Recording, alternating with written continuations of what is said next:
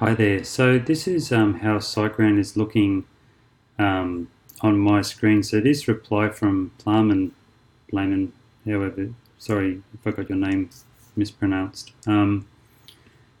Here under point three, this would be very useful for me. But throughout this conversation, I think up here and elsewhere, it's all these grey bars.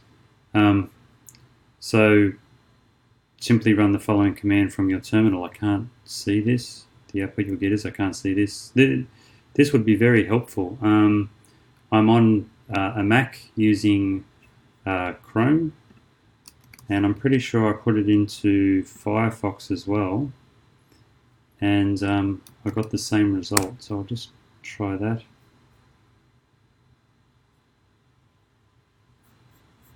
Yeah, it's the same result across two browsers, so I'm not exactly sure why I can't see these. If you could provide any guidance on that, that would be great, because this would be fantastic to see that.